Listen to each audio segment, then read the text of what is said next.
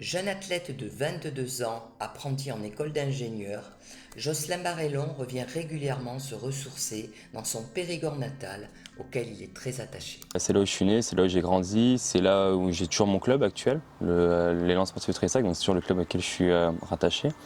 Et puis c'est là où j'ai appris à faire beaucoup de choses, le sport, les études. Non, c'est quelque chose qui me tient à cœur et où je reviens souvent quand même pour voir ma famille.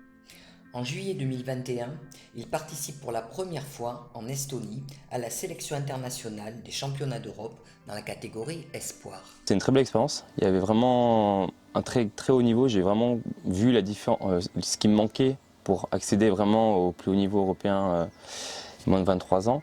Après, ce qui me manquait, je pense, c'était aussi de l'expérience. Beaucoup d'expérience parce que à ce niveau-là, au niveau de la catégorie espoir, j'ai moins de 23 ans, donc c'est encore la catégorie jeune.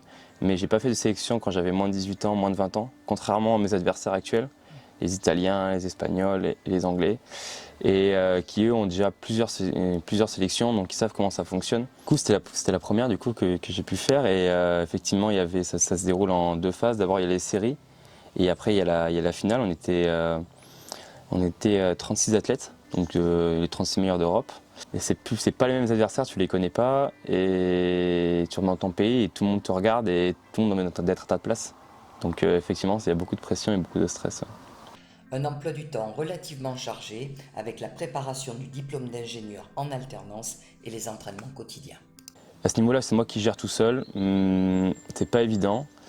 Il y a des semaines qui sont très compliquées, on ne dort pas beaucoup, mais quand on voit que ça marche, on a toujours l'envie de continuer. Je change d'entreprise cette année, je passe chez Ariane Group, où je vais travailler sur le Prosial, c'est un matériau qui est au niveau des réacteurs de fusée. Et donc je vais travailler sur la gestion de production à ce niveau-là. Une trajectoire sportive et professionnelle d'excellence. Alors après, je sais pas, j'aimerais peut-être après faire une année, une césure, parce que ça sera. Je tiens mon diplôme en fin 2023.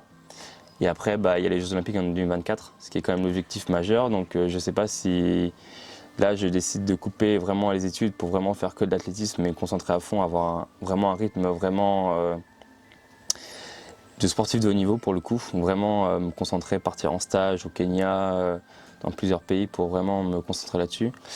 Et peut-être reprendre après des études pour peut-être continuer. Ou, je sais pas, je sais qu'apparemment, après les écoles d'ingé, on peut faire peut-être pilote après 2-3 ans encore d'études, mais ça c'est encore des trucs à regarder, à vérifier.